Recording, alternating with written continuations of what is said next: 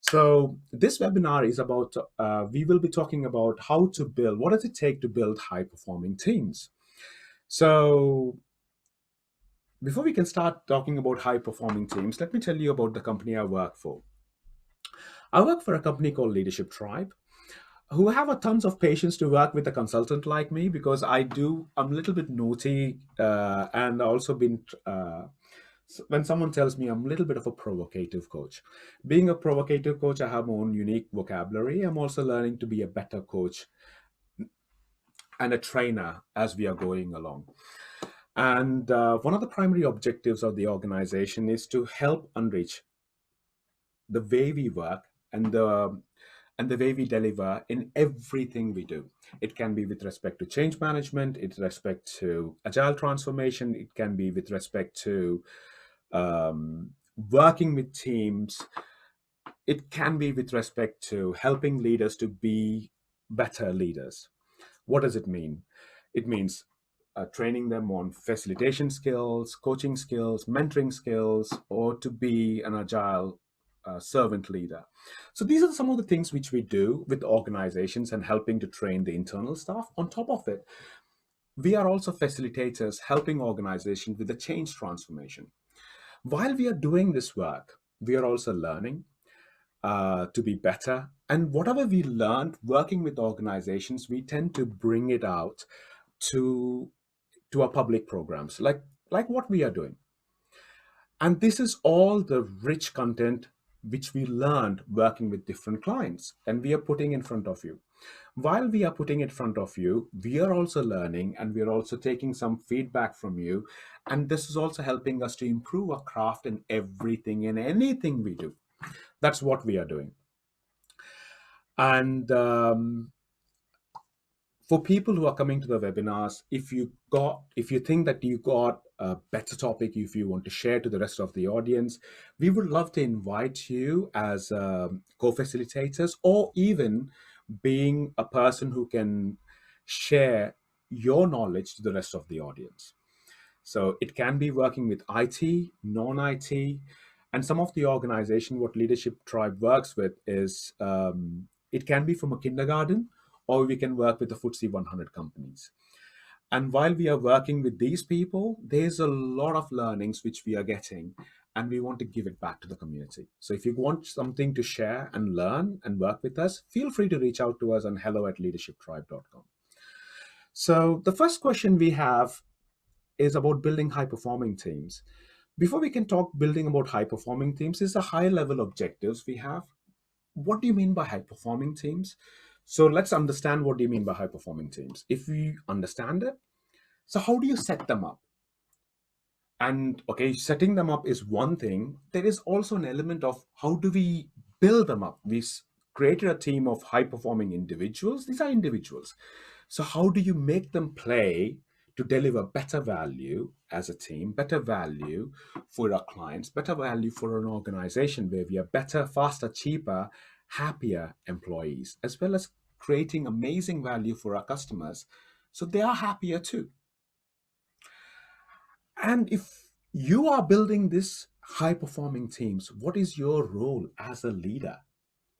So for you to build those high performing things, there are some things which you might to learn. There are some things which you already know, where you might need to bring little more, bring some of your experience and use that, some of your talent and skills to build those up. Okay, thank you very much. I'm going to speak a little bit louder and see if it works. Good. Let's do a quick microphone check. Can you just type a quick message to see that if you can hear me clearly, if you can see the presentation what we have online? Can you type in yes, please, quickly, if you don't mind? Or no, it's also okay? All right, we got some loud and clear. We got some messages. Thank you very much. Michael Jordan, amazing basketball player. I love him. I adore him. I worship him. And I still do. And one of the things which resonates really well is talent win games. Whatever talent you have as an individual, it will win games. But the teamwork and the intelligence, the wisdom of the crowd, how we're going to work and how we can dance at that moment while we are playing the game, those are the wins that will help us to win championship. That's according to Michael Jordan. Let's talk about ourselves. What do you mean by high performing teams? In your chat window, when you select panelists and attendees, what is high performing teams according to you? Can you type it in the chat window, please?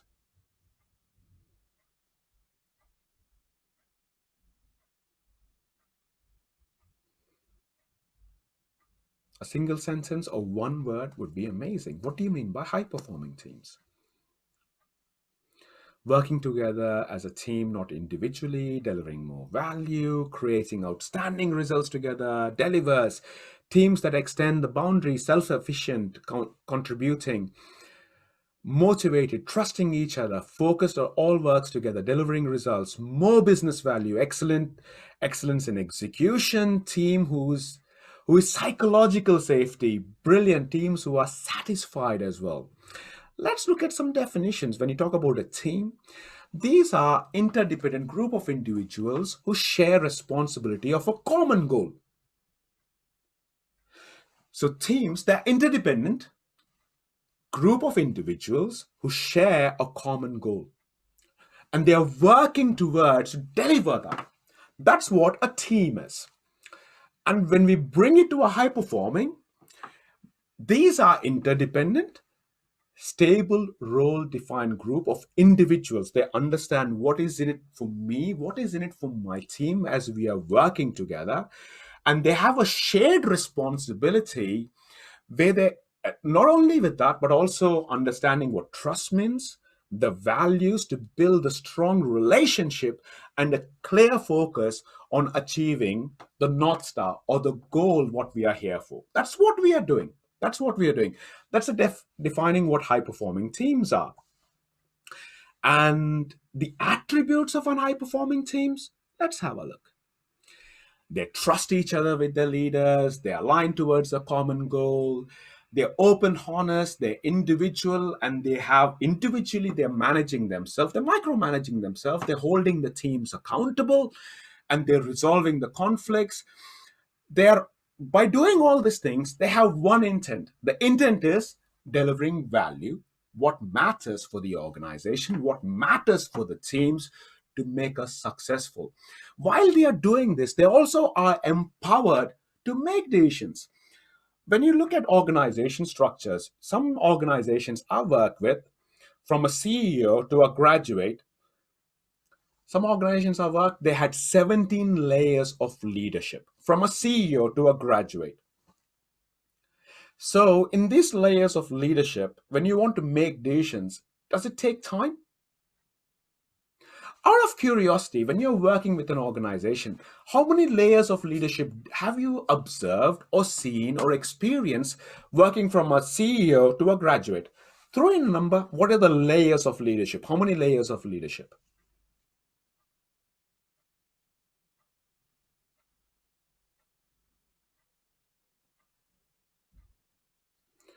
5, 7, 5 to 6, 8, 7, 10. 8 for medium, 2 more than 12, 3 levels. So when you have a layers of decision makers, when you're working at the team level, the rate of making those decisions, will they be slow? If you have the more layers you have, will it be slow? Simple answer, yes or no. I want you to think about it. I'm not asking for any concrete answers, but I want you to think about it. To building high performance teams, because these teams need to be empowered. These teams need to make decisions what matters for them and what really helps them to achieve better, faster, cheaper way of delivering value, but at the same time having happier employees and making amazing customers. These are few things. These are the characteristics of high performing teams. These are some of the characteristics of high performing teams. At the same time, When talking about teams, creating those high performing teams, some of us work at the team level where you have a team of 6 to 9 people. Some of us are working at the business unit where a business unit can be a CTO, CIO, HR. It can be training. There are different departments at the business unit level. These are the departmental level. We want to build those high performing teams at those business units. And the way you go up, you will be working at the enterprise level as well. Out of curiosity, so where do you work? If you want to build high performing teams, are you looking at building those high performing teams at the team level, or the business unit level, or the enterprise level? Where do you see yourself working or building those high performing teams? Type it in the chat window, please.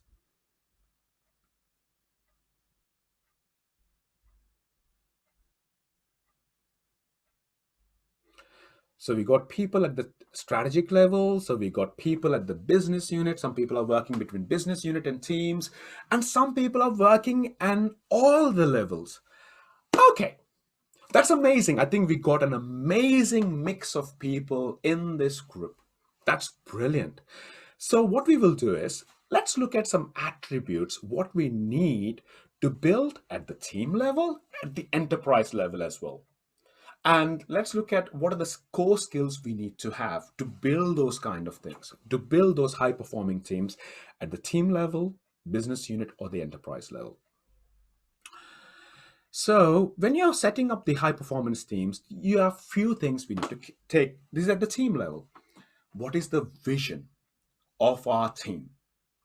For us to achieve the vision, what are the attributes we need to look for? Do we need to take culture into account? Do we need to measure what matters for the team? What are the ingredients which will help us to build those high performing teams? And as a leader, as a coach, as a team coach, as a mentor for these people, you also need to understand what kind of trainings do we need to provide, what kind of mentoring and coaching skills we need to provide. This is at the team level. Are we creating a psychological safe environment for teams to be open, experimenting, and trying new things, and the beautiful thing is, what is the culture which we are trying to create where people are open to discuss? Sometimes some organizations we need to be very professional in what we do, and some organizations we are quite comfortable in the way we do, where we can go and experiment, try new things, and be ourselves, be honest in everything we do. And that works for some organizations. So, and giving a visibility of where we are and where we want to be, and what kind of metrics which will help us to measure ourselves in that progression. So, those things matter. Those things matter at the team level. These are something at the team level. But would it really matter would this same attributes matter at the enterprise or the business level? Maybe, maybe. I know we are asking few things that how do we need to focus at the execution at the middle managers? There are few things we need to. How do you recognize the cultural challenges across different geographies? There are many more. These are some of the basic things. What you're seeing on the screen, these are basic to set up the high performing teams. So, what ingredients go in there? Let's look at some of them. Some of them can be around the team composition. What is the size of teams we need? Can we have 15 team members to deliver a project, or can we have small teams, anything between 6 to 9 or 6 to 10, small enough to deliver so that the teams are able to make better planning, they're able to make better decisions, and they are empowered to have and they're empowered to deliver what matters for the clients. They're empowered to make decisions to see what are the things we need to do. It can be including changing the processes or giving some approvals for buying new tools. What would that be? What would that be? At the team composition level, what kind of decisions we make? And there are some other attributes which we also need to look at it, because as an individual, everyone is there for their own selfish reasons. Is that a yes or no? If I ask you this question, who are you really working for? If you're working in an organization, who are you really working for? Type it in the chat window, please. Who are you really working for? Who are you working for? Not the name of the company, me. It's all about me. We work hard for my family before the customer and the company. Is it for me and my loved ones who I want to support them, be there with them in such a way that they can make them happy? Don't we do that? So when an individual who's joining the organization, as an individual, I want to grow, I want to learn, I want to develop to be better. So as an individual, if I have those individual goals, and if they are aligned to the team and the company goals, what would happen? What would really, really happen? So individually, if I'm being successful, will it help my team to be successful? Maybe. Yes. If the team is successful, will the business units be successful? Yes. If the business units, all the business units are successful, can the enterprise be successful? We have the answers. And as leaders, coaches, you play a very important role. And some organizations, they award the heroes, the people who stay on the last day. And some organizations, they award their entire team for their contribution. What kind of mentalities, what kind of ways of developing those people? Do we support the hero culture or the team players? So how do we create those balanced teams? Okay, that's about the team composition. What about the other roles? There are some different kinds of team roles we can take it. Some people who can be action oriented or people oriented or even thought oriented roles we can take it. Belbin team models, they're amazing. I love it personally. If you're looking at a team composition, it's not only Belbin, but also looking at Patrick Lencioni's ideal team player, where he talks about having team members who are smart, humble, and hungry. And what type of team members do we need to take? Do we need to take only smart people, or do we need to take humble people, or only hungry people? Looking at the team dynamics, what matters to build those high performing teams? Not only the culture, the decision making, the individuals who form those teams. Now we are talking about team dynamics. What does it mean? Let's look at the alignment. As an organization, we have a goal to achieve. At the business units, we are taking those objectives from the organization goals, and we are also taking a part of it. We create our own team vision and the objectives to achieve the organization vision.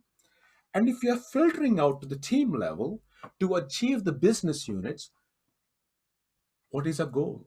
What is a vision? What are our success criteria? So these all bring from top to bottom, bottom to top. They need to work hand in hand. So that means we need to be aligned to the organization vision. For that, we need to have a shared belief. What is the company striving towards, and the role of the team to get there? So the organization vision matters.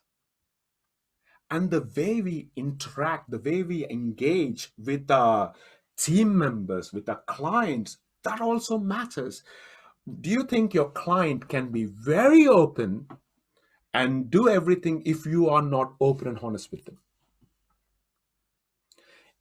If you're not able to create a honest and trustful environment, do you think the individual team members will be able to give in and deliver what matters for themselves or for the organization? I want you to think about it. I want you to think about it, because transparency, inspection, and adaptation, if I look at those three pillars, which is nothing but empiricism, they matter. They matter for the organizations to grow and better, even as human beings. And a strong sense of renewal, which means that the teams are energized because they feel that they're in a strong psychological safe environment where they can Experiment. When you experiment, that means the teams are taking the risk. What is the acceptable risk? Those kind of boundaries, as a leader, as a coach, we need to make them aware. Because you do need to understand that as individuals, as teams, business units, as an organization, we all live in a volatile, uncertain, complex, ambiguous environments. When we are in those environments, when sometimes things do change in the last minute. Let's take COVID for example. Let's take COVID for example. When COVID hit last year, this time, travel was banned. People are working from home. Is it a volatile, uncertain, complex, ambiguous environment? Is COVID volatile? Is it uncertain? Is it complex, ambiguous? Yes, it is. And there's a term called VUCA, which was coined by the American military in 1985. I'm pretty sure it's before that, and that's in literature. It came out in 1985. It's not only for the armed forces; it's for everybody, even me. We live in those environments. This is we are so far. We looked at it at the team level. We looked at the individual. We looked at the team level. What does it mean building those high performing teams at the organization level? Let's look at that. Before I look at that, let me ask you that question. How do you build high performance teams at the enterprise level? Type it in the chat window, please. How do you build them? Type it in the chat window.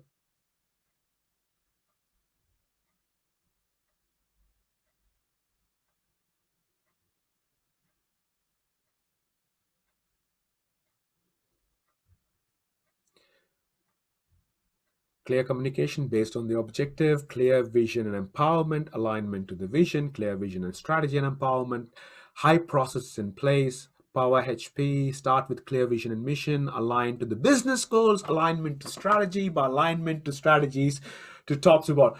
Great, great, great answers. Great answers. So when you're working at the team level, it's an advanced form of, if you're working at the team level, where you'll be working as an agile coach or a team coach or a leader. Some organizations, they call them as agile leaders. Some organizations call them as servant leaders. Some organizations, they call them as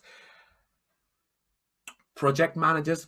Whatever vocabulary you have, they're all relevant according to you, because it's an advanced form of team coaching or agile coaching or leadership, where you are working at the enterprise scale. When you're working at the enterprise scale, you're also facilitating at this with the very senior stakeholders. It can be working with your CEO and the board of directors, coming up with the organization vision, objectives, and trying to identify what kind of results we need to measure, what matters for the organization at the enterprise level. If you're working at the team level, you're also creating the same thing. But the skills they are same but different. They are same but different, because it builds on your coaching, facilitation, mentoring, and your training skills as well. It doesn't stop with that. It also brings in your organization development skills. When you're talking about organization, how do you bring change in? When you talk to your teams, when you talk to your business units or your organization, okay, we're having these challenges, we need to change.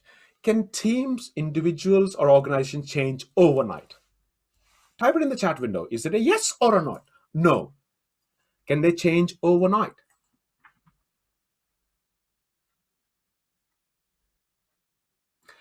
They don't.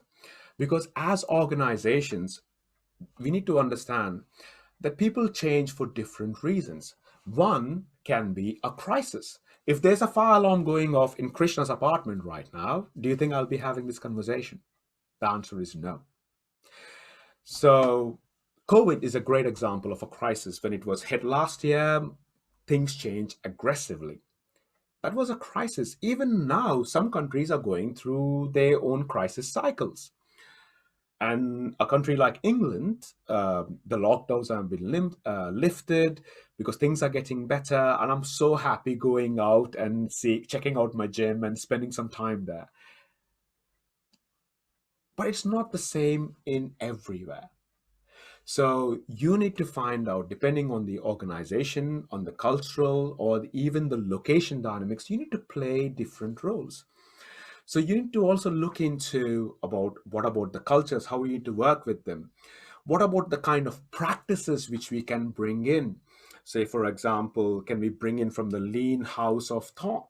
Can we bring in from Six Sigma? Can we bring in from understanding? Can we understand the systems better? Do we have can we use the complex adaptive systems to see how we can bring change in where it's not impacting the overall perspective, but we are delivering small changes incrementally and we are helping them to achieve those goals. So, yes, working at the enterprise level to build those high performing teams, the underlying essence is same at the team level, but the skills are different. The tools might be different. I want you to be aware about what kind of tools, when Krishna is saying their tools are different, what do you mean by that? I want you to be aware about it. That's the question I want you to have for yourself. Okay, so you understand the dynamics. Now, there are few things which we need to do at the team level, at the enterprise level, and whatever you're doing at the team level, enterprise level, you need to do the rest in between as well. With all the information, let's start about building high performing teams. To build the high performing teams, I want you to think about uh, a parable. This was a parable which I've read where you got six blind people who have never seen an elephant, who have never felt an elephant. They've been brought in. They've been brought in to feel the elephant for the first time. These six blind people, they never seen or felt or even heard what an elephant looks like. And they, all the six people, they brought in front of an elephant. And if they are touching the elephant, what would they see? What would they see or hear or feel? Type it in the chat window. What would these six blind men will be saying, or six blind people will be saying when they're feeling this elephant for the first time?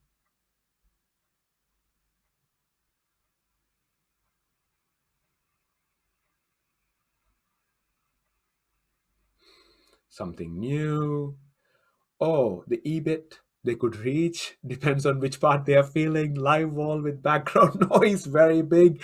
They will get confuse it with something they already know. It's big. They can be related to what they knew already.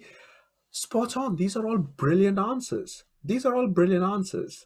Smells different, feel leathery. It has a dry skin. One holds the leg, thinks it's a pillar. I can't agree more. I can't agree more. When a person is holding the ears, saying, man, it's a fan. A person holding a tusk can say, buddy, it's a spear. The person holding a tail can say, it's a rope, it's a tree, it's a pillar. It's the trunk feels like a snake.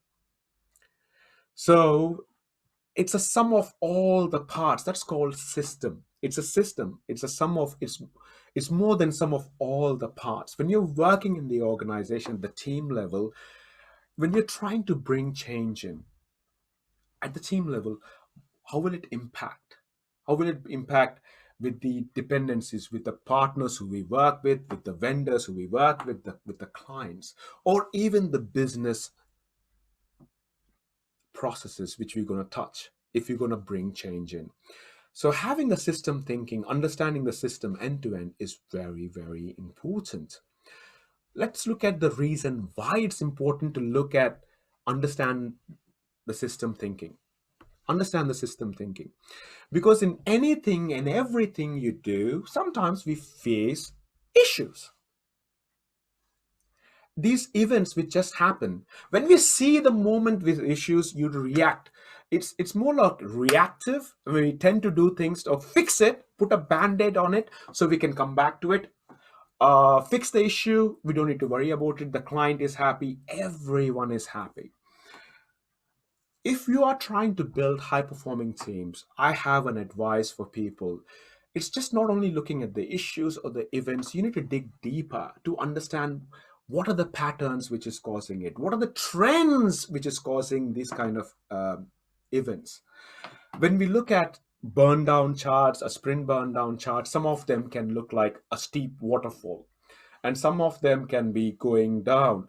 So if you're able to take some data for the last three sprints, you will be able to understand the patterns, how things be, how are things different, and what are the reasons which is causing those patterns. And what we observed is also the underlying structures within the organizations or the teams or the business units that tend to create these kind of patterns. Okay, you understand these design, the organization structures is not helping us. Can we fix that? Or can we even dig deeper? The people who created those structures, what were their assumptions? What were their values? And what were the beliefs to create those structures? You're trying to understand the mental models. If you're able to change, that's the transformation we are talking about. So whenever you see issues, they are all the high level. But if you're looking at an iceberg, iceberg is a great metaphor for me. Three-fourths of it is underneath the water. That's what your role is. That's what where you need to play the role. That's where you need to play the role. Understanding the trends, the patterns, understanding the underlying structures which is causing those trends, understanding the mental models, the assumptions what we had when we created those structures. When we created those structures. So some organizations, when you see events, they use different tools such as value streams to understand the value streams, what is causing these issues. Some organizations, they do 5 why analysis. They can also do fishbone analysis, the root cause analysis. There are different tools to understand what is causing those events. What is causing those events? So you can just look at all the root cause analysis, the 5 whys, that's fine. But what if you went to the underlying place with the people who created these processes or the patterns? What were they thinking? What were their mental models? And what were their beliefs to create this system in the first place? Because remember, what got us from in the past to where we are not right now might not help us to be where we want to be, where we want to be. So you heard the high level of what is high performing teams, why do we need to build the high performing teams, what are the underlying reasons to understand and design in a way that we can build these high performing teams. So I read this amazing book. It's called Coaching for High Performing Teams by Sir John Whitmore. Coaching for Performance by Sir John Whitmore. This for me is a Bible when it comes to coaching and working with organization. It's a favorite book, my favorite book. I would recommend you to invest in yourself to get this book for yourself. It costs less than £11 in England. In India, it's approximately £4 to £5. In US, sorry, I don't know the prices. And Sir John Whitmore created a simple formula. He said, to create high performance, it's all about understanding your potential and increasing the potential, and also being aware about your inhibitors, the things which will slow you down, the things which will stop you down to deliver that value. So if I take it from an individual perspective, if I want to be an amazing leader, what is my potential? What are my strengths? Can I work on my strengths to increase more? Can I work on my strengths to increase more? Or if I know my inhibitors which are slowing me down, can I decrease them? This is a question you need to have. Let's look at from the team's perspective. What is the team's potential to become amazing? Can we work on those? Can we build on those? Can we increase the potential of the team? And we know if there are anchors which are slowing the teams down, can we reduce them or remove them completely? And same thing with the organization as well. And if you are the coach or the leader or whatever role you're playing to help build these high performing teams, it comes down to one thing. It comes down to one thing. It's the quality of your work, which is the function of your knowledge.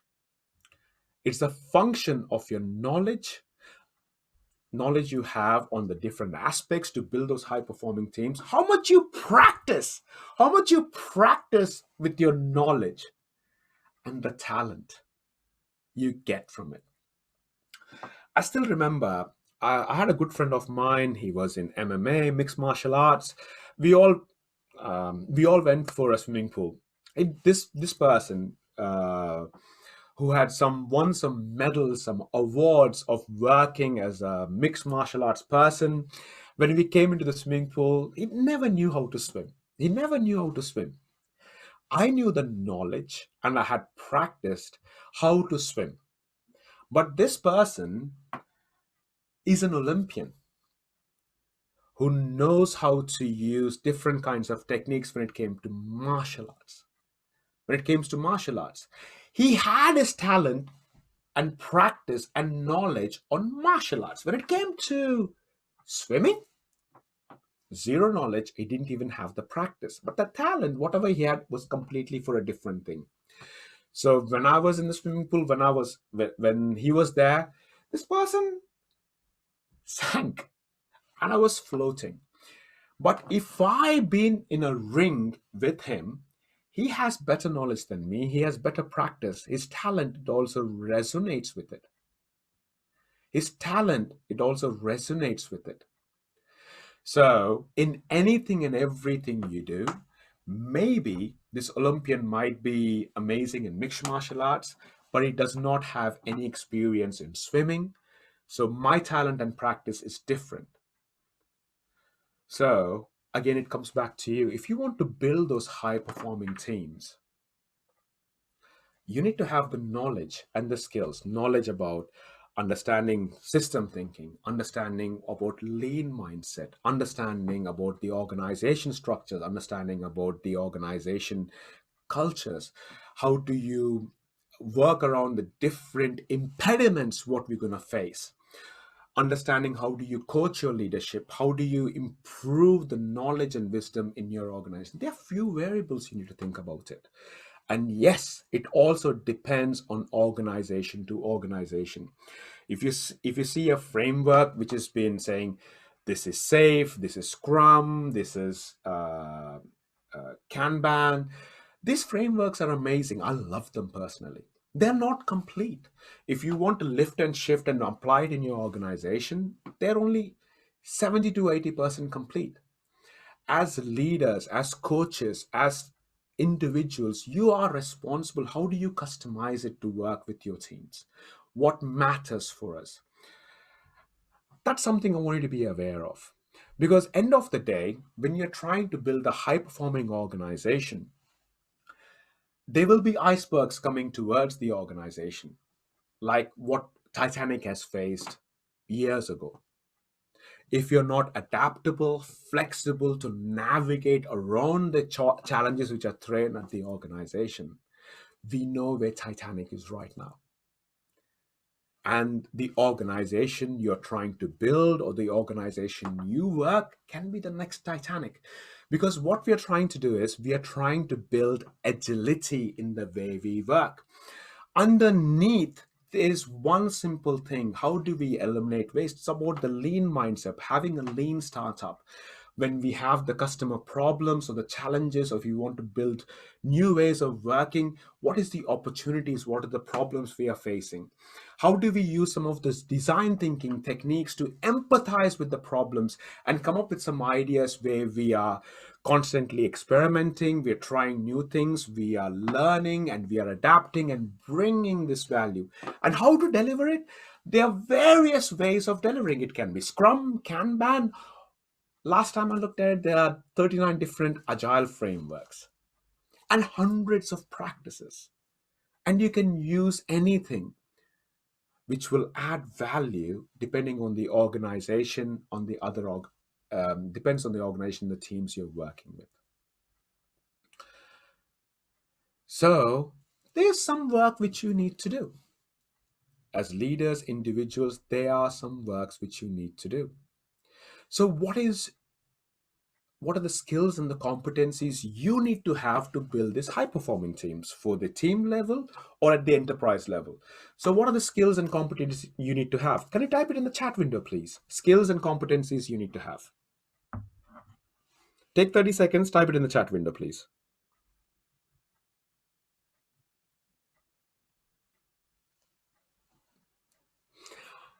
Gregor, patience, strategic thinking, EI, okay.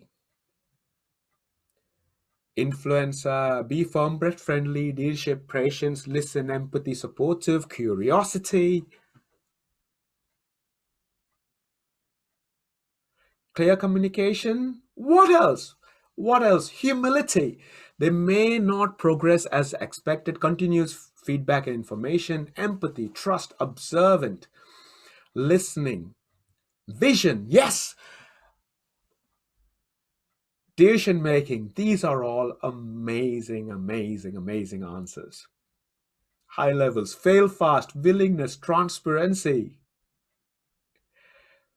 Okay, these are all great answers, but I have a few recommendations. Uh, I don't know if you came across this book from Lisa Atkins, Coaching Agile Teams. I personally love it. Lisa, what an inspirational writer. She's a life coach. Comes from a project and program management background, and she has come up with this amazing framework where she talks about the X-Wing framework. Being an agile lean practitioner, if you're an agile lean practitioner, you'll be able to teach your teams. If you're able to teach your teams because you're a subject matter expert, you will be able to mentor them. Not only mentoring, you will, as a coach, you need to work as a professional coach where you're helping people to find their own solutions. Not only that, you need to be an amazing facilitator where you're being neutral and bringing the worlds together. These are the five skills, but underneath there, she also talks about the three masteries, how to bring in the technical mastery, business mastery, and transformation mastery as well. That's a great model. That's a great model. I personally love it. What I also like more is that's not complete though. According to Krishna, that's not complete. This is my view. Because these coaches and leaders, they also need to have your mindset and behaviors, your people and influential skills.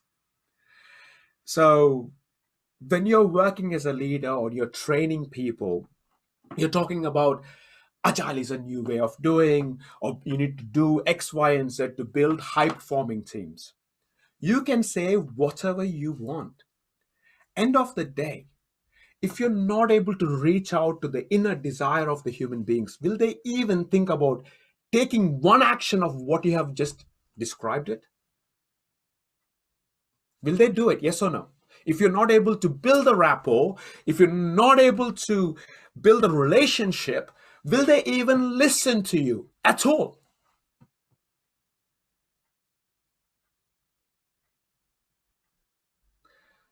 It starts from you. It starts from everyone in this webinar who are watching me from wherever you are. It's all about you. How are you going to coach them? How are you going to mentor them? How are you going to facilitate? How are you going to train them? Using all the wisdom of the crowd, using your skills, your practice, and your talent, bringing the people together to delivering what matters to them. What matters to them.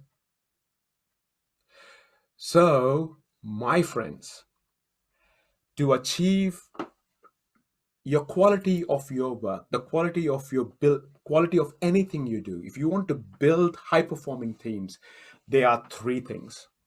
Very important. You need to have the knowledge to understand how do I bring my team from here, where they are, to where they want to be, the potential place where they can be. And for that, what skills do you need? You need to have the knowledge. Of course, you need to identify what are the gaps you need to have so that you can fill your knowledge. Knowledge is good.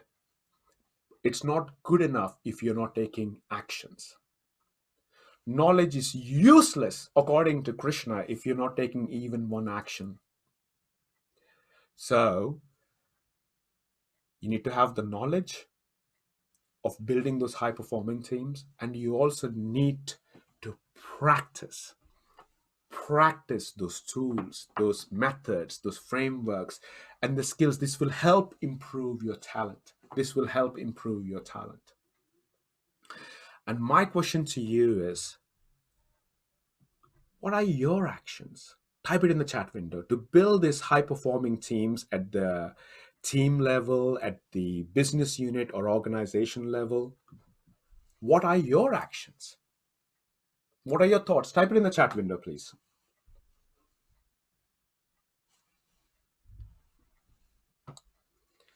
Team assessments, communicating and coaching. Okay. Communication. Provide right training, transparency, clear communications. What else? Create a mutually trusting, collaborative environment, understanding the goals, observations, setting up goals, experiment, beautiful, understanding the team, create the roadmap, and creating the vision, motivation, understanding the team goals, establishing the team goals. Great answers. For establishing the team goals, we need to be aware what is a business unit and organization goals are. And from there, we can start magic. We can start magic. So, which brings me down to the topic of questions. What questions do you have about building high performing teams? Let me stop sharing my screen.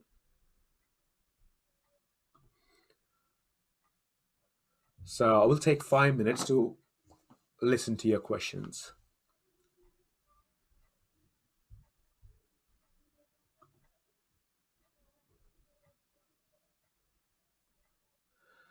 So, if you have any questions, I would love to take them about building high performing teams.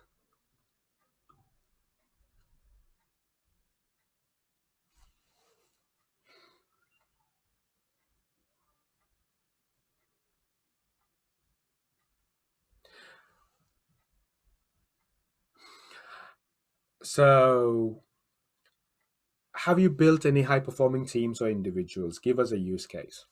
When we work with organizations or individuals, the first thing is what we do is, what is the goal they are trying to achieve?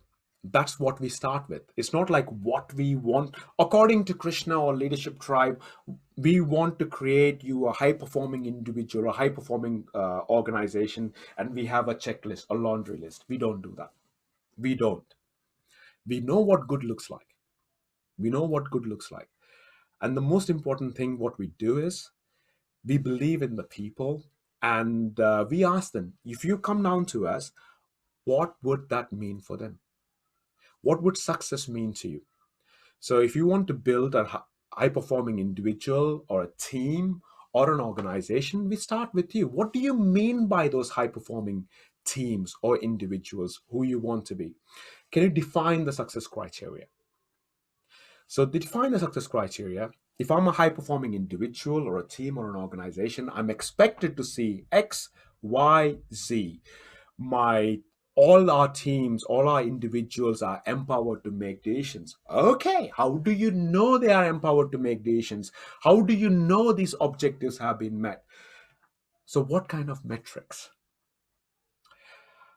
There's something called objectives with key results. So you got your success criteria, and how are you going to measure the success criteria? What kind of metrics would you need? How do you know your teams are empowered? How do you know your clients are happy? How do you know your teams are engaging properly? So what kind of metrics do you need? Work with them. If you got a definition of good answer, you can give them a laundry list. But ask them, what is it you want? How do you define success if you're a high performing team? Work with that. What is right according to you might not be right according to them. So start with them. If you're working with your organization, Krishna, I want your team to be amazing. They want to be high performing. So thank you, boss, for telling me that. So when you're saying high performing, what are the things would you like to say? If you're working with the teams, we want to be awesome. So what is the definition of awesome according to us? So yes, You need to understand about the objectives, the success criteria, and what kind of metrics we are going to use to measure ourselves to see if you're going in the right direction or not. And there are other techniques we need to understand. You need to understand what do you mean by lean thinking, what do you mean by system thinking, what do you mean by complex adaptive systems. You need to understand what do you mean by organization structures, what is the right structure. If you have an organization with 18, 20, or 35 layers of leadership, is it going to help you? Okay. Oh, Krishna, we need to have a flat structure, one CEO, no leaders, everything. Some organizations created flat structure and they shot themselves in the foot as well. What will be the right structure for the organization? And from my experience working with various agile transformation or change management with financial, IT, and non IT organization, we identified it's going to be flatter, not flat, oh, layers of organization. And to make it flatter, you need to work with them. What would be fitting for the business model? This reminds me of coral reefs. If you're watching David Attenborough talking about coral reefs, it's an amazing experience. You see them, corals are formed around the salinity, the currents, and there are millions and trillions of organisms living on that reef. How they are formed? They're formed around the environment. When you're creating the organization structures, that's what you're trying to create. And the underlying intent is the flow of value in everything and anything we do. What do you mean by flow? When you got business processes, you got the inputs, your outputs. With respect to the business processes, how many handshakes we are having? The business process is so complex. We get lost. We get lost into things. So what does it mean to you? So you need to think about it. At the same time, what I would also recommend you, few things, what I've seen for organizations. One of them is to invest in yourself. There's so much rich content online. Google for information. Have you seen Olympics? There are individual people who are working really hard to achieve a medal. If you want to win the Olympics of your business, of your career, get yourself a coach or a mentor. There are so many training programs out there. Find out what skills do you need to help your teams. What skills do you need to help your teams? And the most important thing is ask yourself, what can I do and what do I need to do to help your teams? They got few recommendations